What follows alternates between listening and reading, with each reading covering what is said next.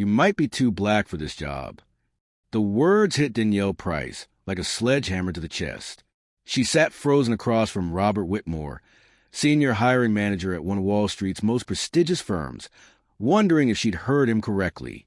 "Excuse me," she managed to whisper. Whitmore leaned back in his leather chair, completely unbothered by the bomb he'd just dropped. "Our clients are conservative. They expect a certain polish. It's not about your talent. It's about perception. Have you ever worked twice as hard, achieved twice as much, only to be told you simply don't belong? Have you ever felt your very identity, the skin you were born in, treated like a disqualification rather than part of your strength?" This is Danielle's story. But it's also the story of millions who've been told they're too much of something or not enough of something else to deserve the success they've earned. Danielle wasn't some unqualified dreamer walking into that Manhattan boardroom. She was magna cum laude from the University of Chicago, top of her finance program, recommendations that glowed, internship experience that impressed every interviewer she'd met. She'd aced every technical question they threw at her. Market analysis? Flawless. Risk assessment strategies? Revolutionary. Her presentation on emerging markets left two junior partners practically taking notes. But none of that mattered to Whitmore, because in his world, being brilliant while black was apparently a problem. What would you do in that moment? When someone looks you dead in the eye and tells you that your race, something you can't change and shouldn't have to, makes you unfit for success, would you shrink? Would you apologize for existing? Would you let their ignorance become your truth? Or would you do what Danielle did next? She gathered her portfolio with hands that trembled not from fear, but from pure rage. She stood up, looked Whitmore straight in the eye, and said words that would haunt him for years to come. But what happened after that confrontation? How do you rebuild when the system tries to crush your spirit? How do you turn rejection into rocket fuel? If you've ever felt judged for who you are, if you've ever been told you don't fit their narrow definition of success, then you need to hear what happened next. Because Danielle's revenge was sweeter than any of us could have planned. To understand the fire that burned inside Danielle that day, you have to know where she came from. Detroit, Michigan. Motor City. A place where dreams and rust exist side by side, where families like the Prices learned that survival meant working until your body begged for mercy. Danielle's father, Marcus, was a machinist at the Ford plant. Every morning at 4:30 a.m., he dragged himself out of bed, his joints protesting from decades of repetitive motion. His hands told the story of his sacrifice, permanently stained with motor oil, scarred from countless encounters with unforgiving machinery, calloused from gripping tools that built America's backbone. Her mother, Marjorie, was a registered nurse at Detroit Medical Center. She'd leave for her shift just as Marcus returned, their schedules like ships passing in the night. 12-hour days became 14-hour days when overtime was available. Her feet, swollen and aching in those white nursing shoes, carried her through hospital corridors where she held hands with the dying and celebrated with the living. Young Danielle watched it all. She watched her father massage his aching shoulders every evening, wincing as he lowered himself into his favorite chair. She watched her mother soak her feet in Epsom salt baths, too exhausted to complain about the pain. Most kids would see hardship and accept it as normal. Danielle saw something different. She saw love in action. She saw the price her parents paid, so she could have possibilities they never had. At 8 years old, she made a promise that would shape everything. "I'm going to build a different future. One day, you won't have to hurt anymore." Marcus would smile and ruffle her hair. "Baby girl, you just focus on your books. Let us worry about the rest."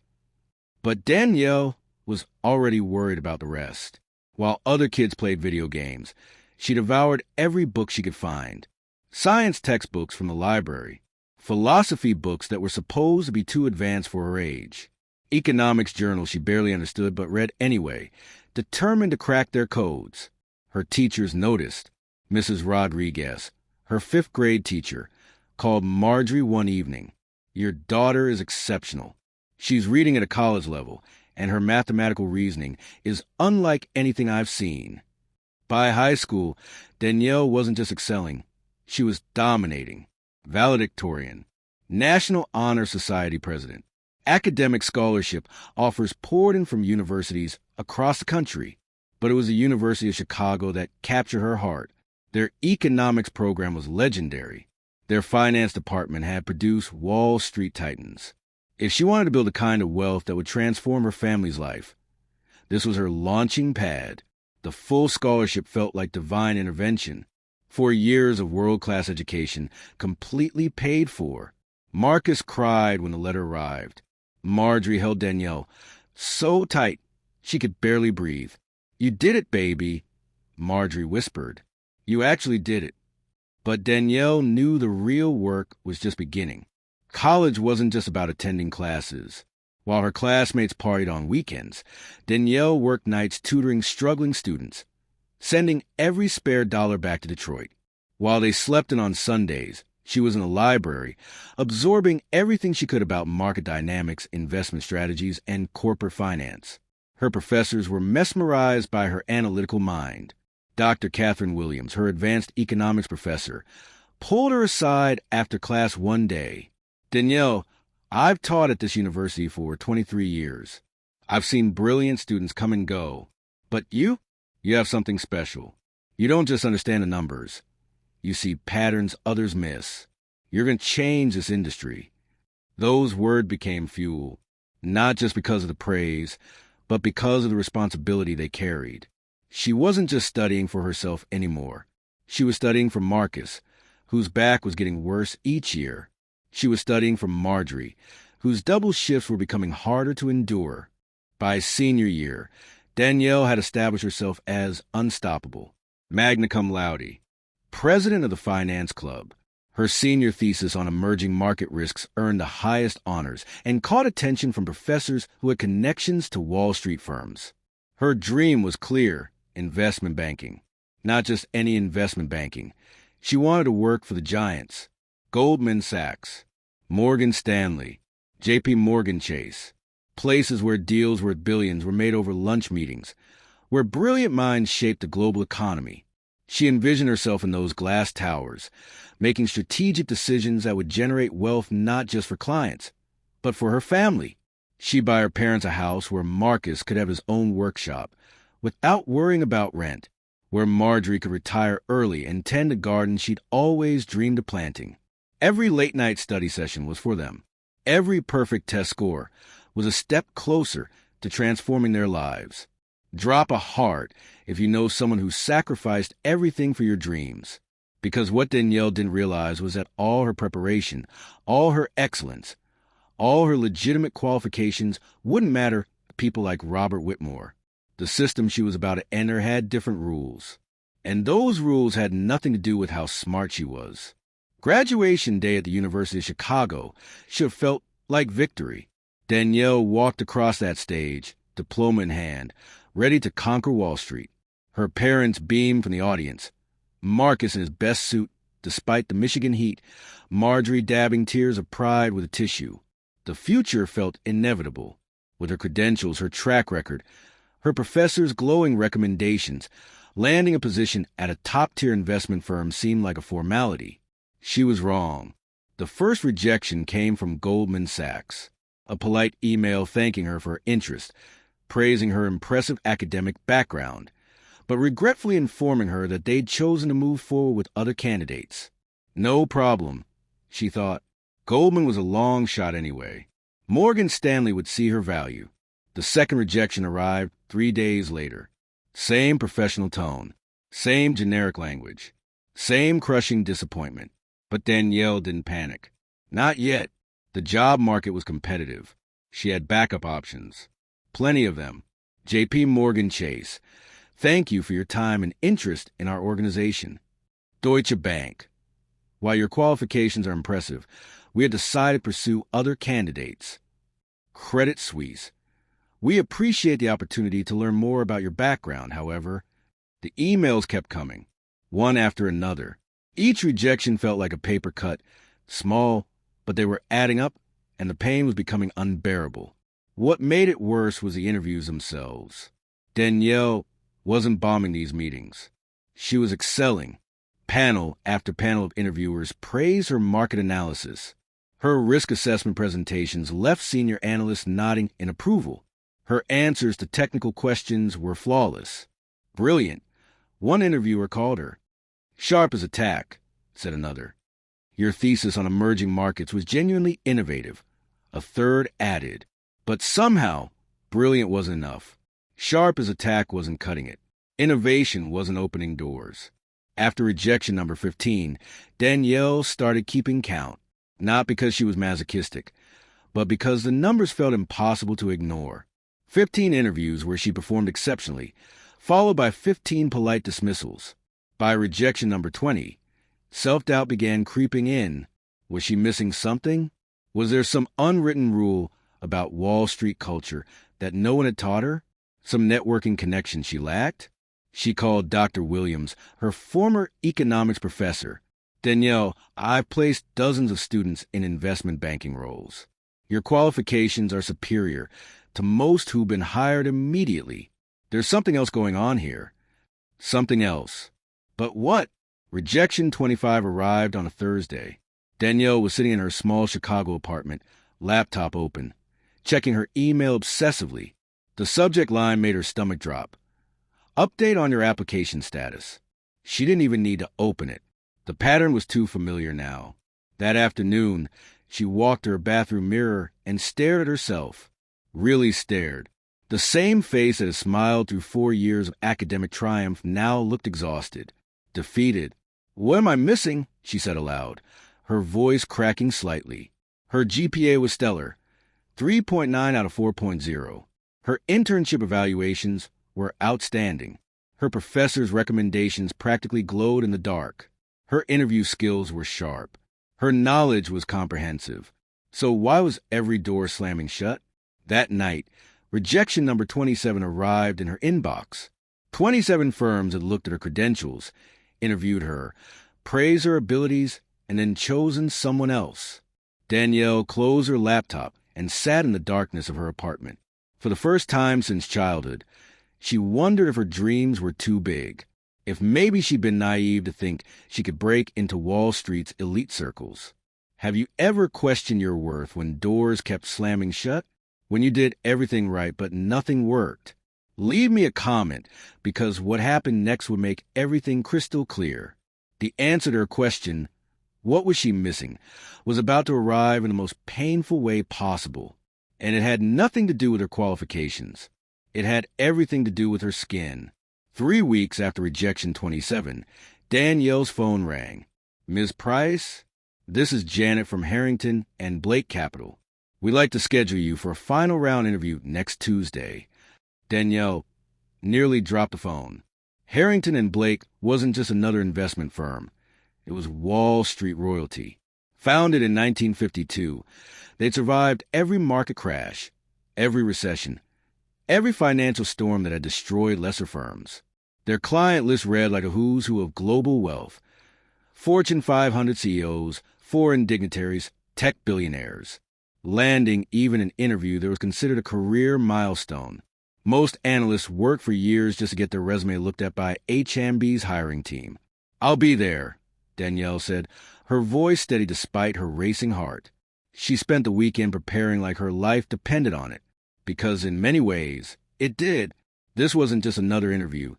This was her shot at redemption, her chance to prove that 27 firms had made a massive mistake. Tuesday morning arrived gray and drizzling. Danielle stood outside the gleaming 40-story tower that housed Harrington and Blake, watching streams of impeccably dressed professionals flow through the revolving doors. She adjusted her navy blazer, checked her portfolio one final time, and took a deep breath. The elevator ride to the 38th floor felt eternal. The reception area was everything she expected. Marble floors, floor-to-ceiling windows overlooking Manhattan, abstract art that probably cost more than most people's houses. The receptionist, a polished woman with perfectly styled blonde hair, directed her to the conference room. They'll be with you shortly, Ms. Price. The first hour went perfectly, better than perfectly. Danielle presented her analysis of the Southeast Asian markets with the confidence of someone who'd spent months researching every angle. The two junior partners, Michael Chun and David Rodriguez, peppered her with technical questions that she answered flawlessly. Your risk assessment model is innovative, Chin said, genuinely impressed. I've never seen this approach before. Rodriguez nodded enthusiastically. Your presentation on currency fluctuations was brilliant, really brilliant. Danielle felt a familiar rush of validation. This was what she'd trained for. This was her element. These were the moments when all those late nights in the library paid off. We'd like you to meet with our senior hiring manager, Chin said. Robert Whitmore. He makes the final decisions on all analyst positions. When Robert Whitmore entered the conference room, Danielle immediately sensed a shift in energy. He was a man in his mid-50s, silver-haired, wearing a suit that probably cost more than her monthly rent. His handshake was firm but brief. His smile seemed practiced. "Miss Price," he said, settling into his chair. "I've reviewed your academic record. Very impressive."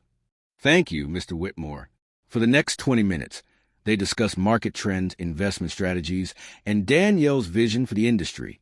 She could feel his assessment of her, could sense him evaluating not just her answers, but her presence, her demeanor, her potential.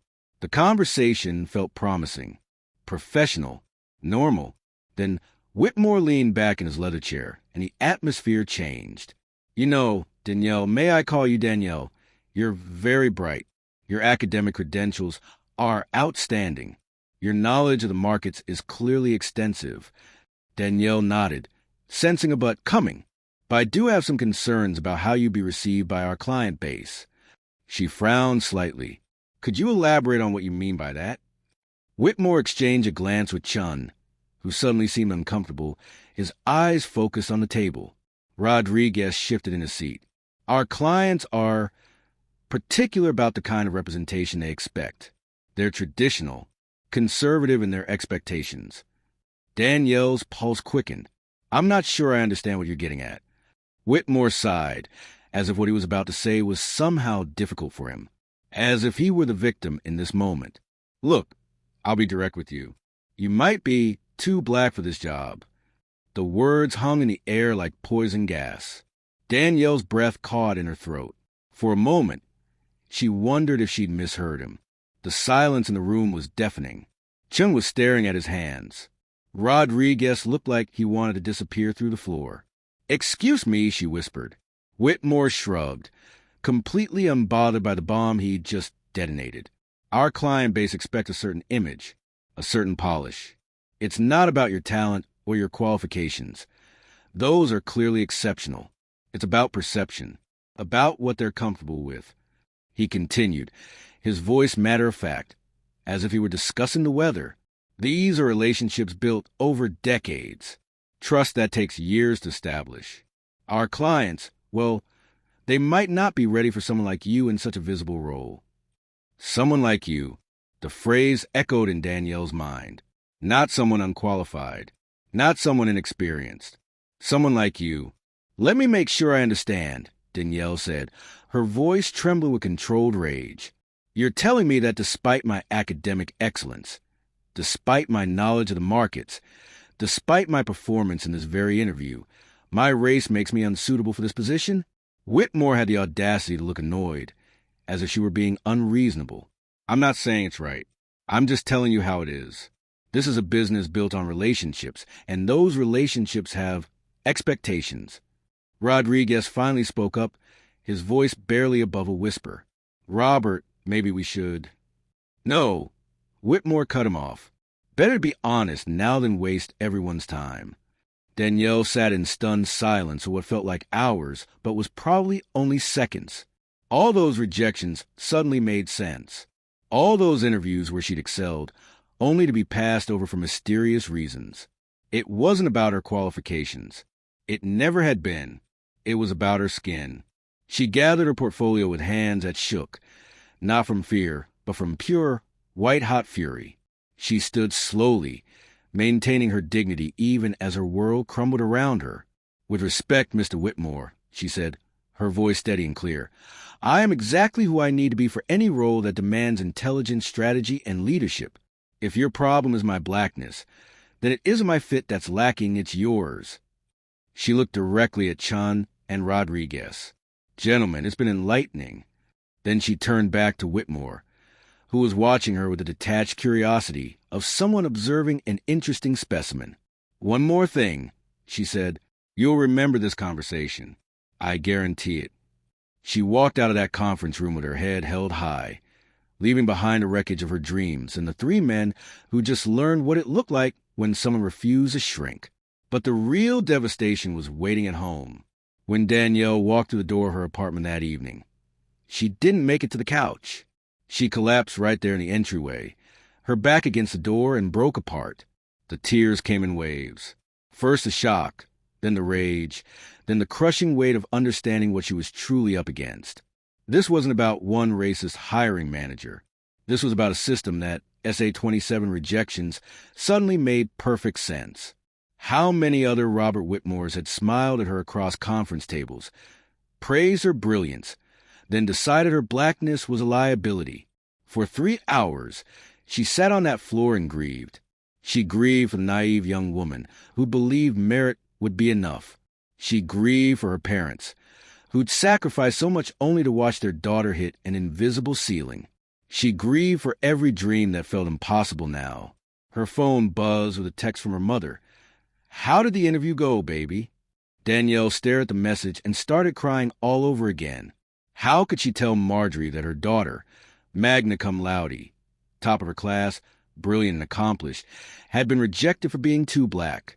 3 days passed before she could bring herself to call home, W her excellence, and decided it didn't matter.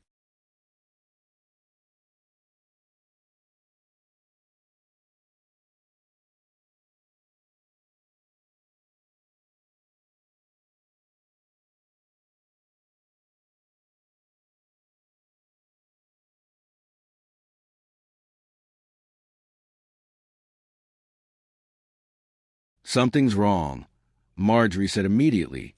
Mothers always know. "Mama, Danielle's voice broke. "I don't think I can do this anymore." "Baby girl, what happened?" The story came out in broken pieces. The interview, Whitmore's words, the casual cruelty of his dismissal, the realization that her race would always be seen as a problem to solve rather than a strength to celebrate. Marjorie listened without interrupting. When Danielle finished, there was silence on the line. "Pack a bag," her mother said finally. "Come home. Tonight." Danielle drove the 4 hours to Detroit in a daze. When she pulled into her childhood driveway, Marcus was waiting on the porch despite the late hour. He wrapped her in the kind of hug that only fathers can give, the kind that makes you feel 5 years old and completely safe. They didn't talk about it that night. Marjorie made her favorite comfort food, mac and cheese with extra cheese, the way she'd made it when Danielle was little. Marcus rubbed her shoulders while she ate, the same way he'd done after particularly difficult days at school. The next morning, Marjorie found Danielle sitting at the kitchen table, staring into a cup of coffee that had gone cold hours ago. "We need to talk," her mother said, settling into the chair across from her. "Mama, I'm thinking about giving up on finance altogether. Maybe I should teach. Or go into nonprofit work. Something where what? Where you can hide." The words stung because they were true.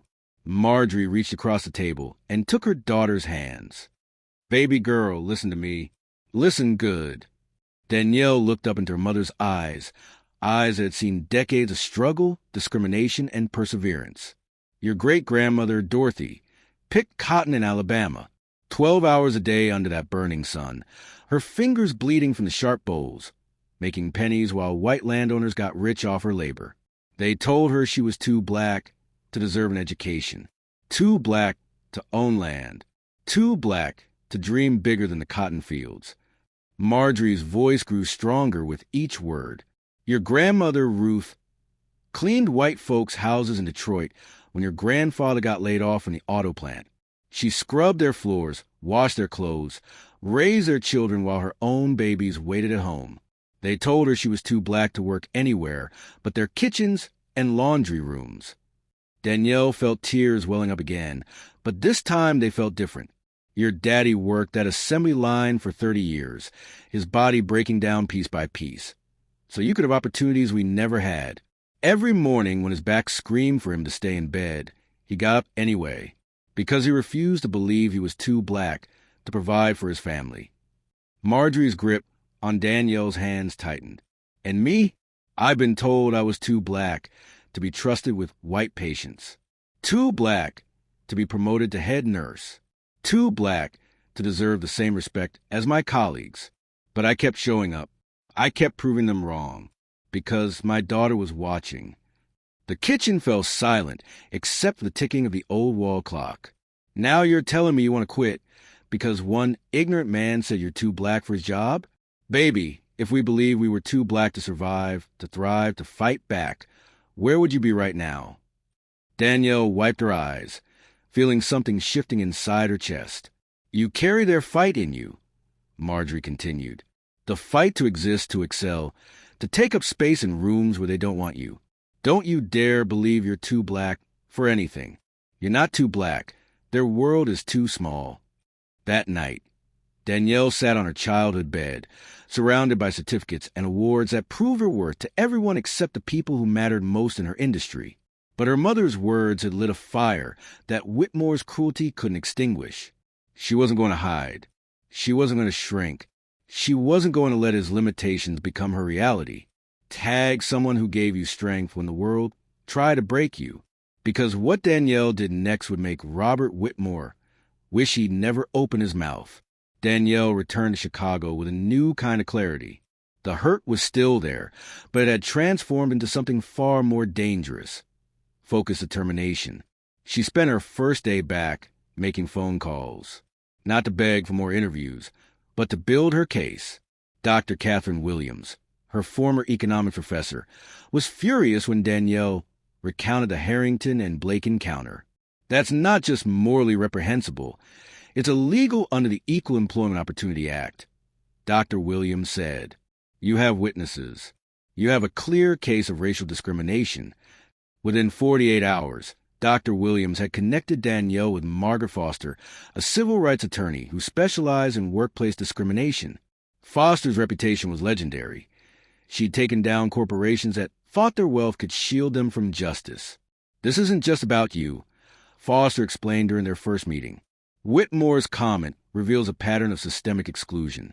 How many other qualified candidates has Harrington and Blake rejected for similar reasons? But while Foster began building a legal strategy, Danielle made a decision that surprised everyone. She wasn't going to wait for justice to be served. She was going to create her own success story. "I want to document everything," she told Foster. "But I also want to prove that their rejection was the biggest mistake they'll ever make." 3 weeks later, Danielle received a call from Thomas Rivers, co-founder of Rivers and Kane Investment Partners. It was a mid-sized firm, not the Wall Street giant she'd originally targeted, but prestigious in its own right. "Dr. Williams spoke very highly of you," Rivers said. "Would you be interested in discussing an analyst position?" The interview process at Rivers and Kane felt completely different from her previous experiences. When she walked into their offices, modern but not ostentatious, professional but welcoming, she sensed immediately that this was a place where merit actually mattered.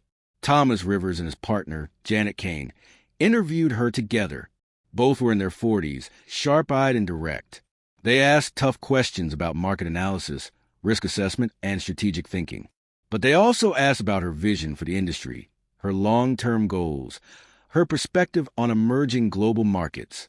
"Your thesis on Southeast Asian currencies was fascinating," Kane said. "Walk us through your methodology." For the next hour, Danielle felt like herself again. Not a black woman trying to fit into a white space, but a brilliant analyst discussing complex financial strategies with peers who respected her intellect. At the end of the interview, Rivers leaned forward. "Danielle, I'm going to be direct with you. We've interviewed 12 candidates for this position. You're not just the most qualified. You're in a different league entirely. The question is, are you ready to work harder than you've ever worked before?" "I've been ready my entire life," Danielle replied. She started at Rivers and Kane the following Monday.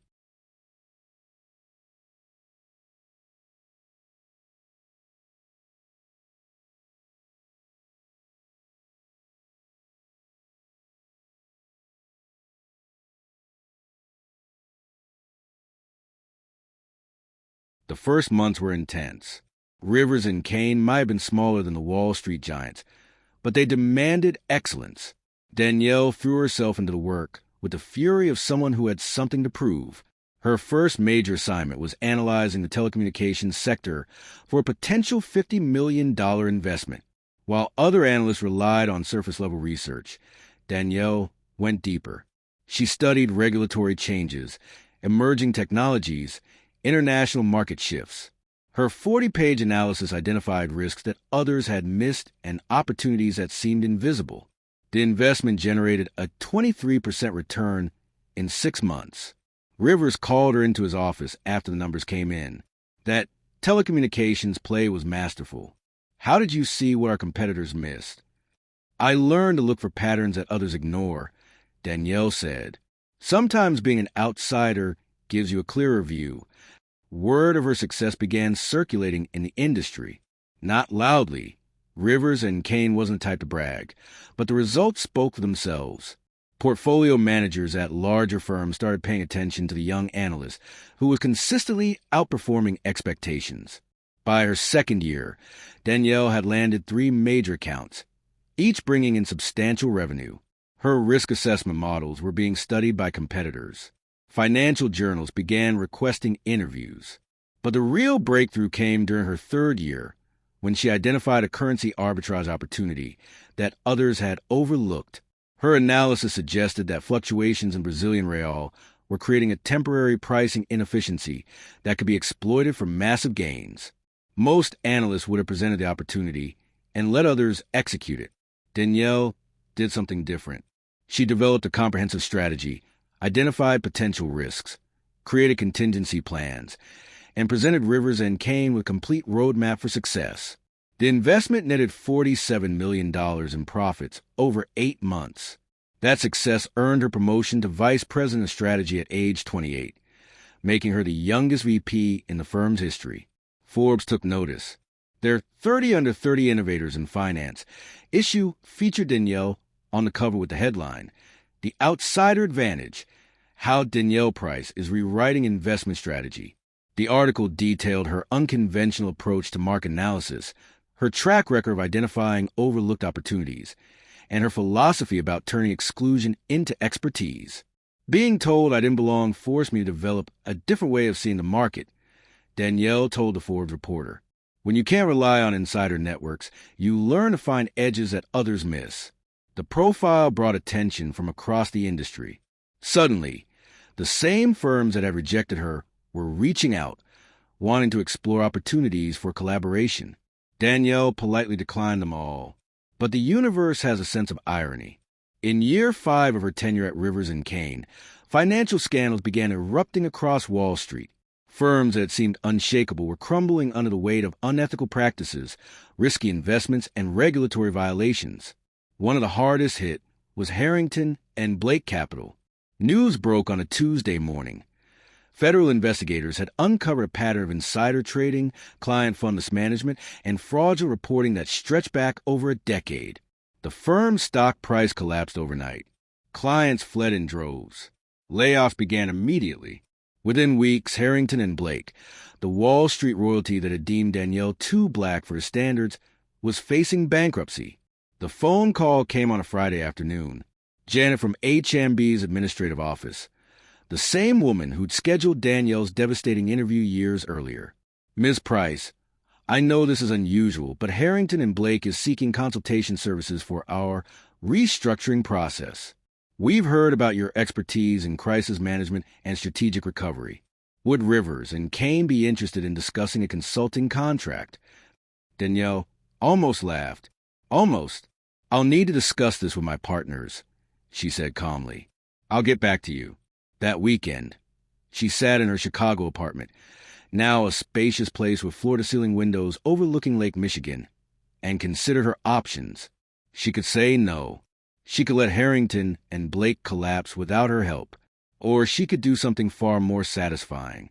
Monday morning, she called Janet back. Rivers and Kane would be happy to discuss a consulting arrangement.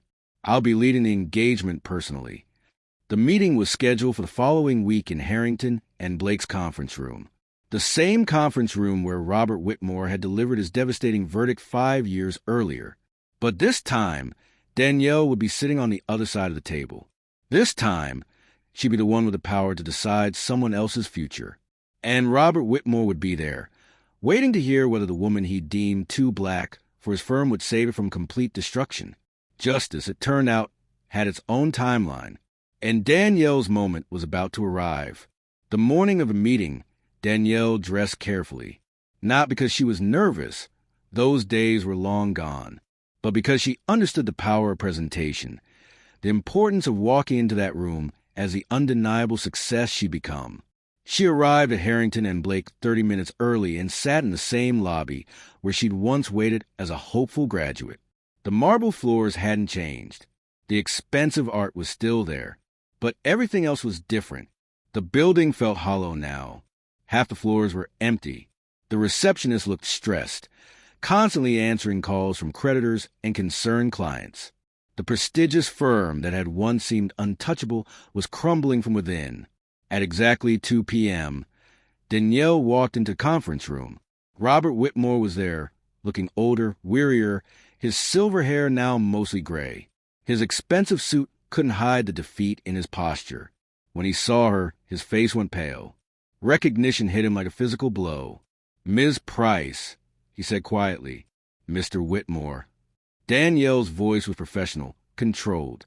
She took her seat at the head of the table, the power position. For the next 2 hours, she presented her analysis of Harrington and Blake's situation with surgical precision. Their debt structure was unsustainable. Their client relationships were irreparably damaged. Their regulatory violations would take years to resolve. However, she said, there's a path forward. It will require complete restructuring, new leadership, and a fundamental change in company culture. Whitmore leaned forward desperately.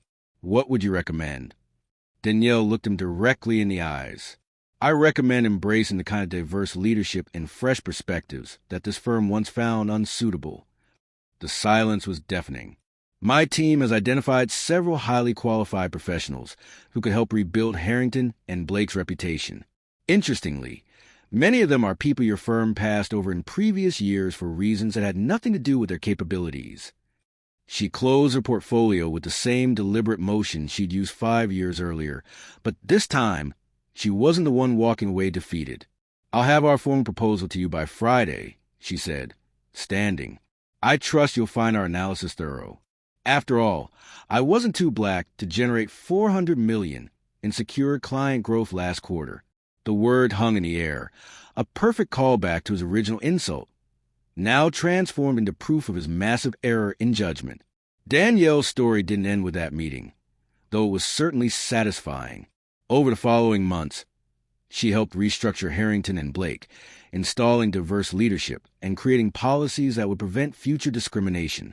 Whitmore quietly retired, his legacy forever tied to one of the worst hiring decisions in Wall Street history. But more importantly, Danielle used her platform to change the industry. She became a keynote speaker at business conferences, telling her story not for sympathy, but as a blueprint for resilience. She established a mentorship program for underrepresented students entering finance, ensuring others wouldn't face the same barriers alone. Her message became her mission. Success isn't about shrinking yourself to fit into their narrow expectations. It's about expanding the definition of excellence so wide that they can never contain you again. To everyone watching this who's ever been told they're too black, too brown, too foreign, too different, too anything to belong in the spaces they've earned through merit, Danielle's story is proof that their limitations are not your reality. You are not too black. You are not too foreign. You are not too different. You are exactly enough. And the world they tried to exclude you from is already too small for the impact you're meant to make. If this story moved you, share it with someone who needs to hear that they belong exactly as they are. Subscribe for more stories of people who turn rejection into rocket fuel and discrimination into determination. Drop your own story of overcoming barriers in the comments below. Your experience matters. Your voice matters. You matter. Because sometimes the best revenge isn't getting even. It's becoming so successful that they have to call you for help.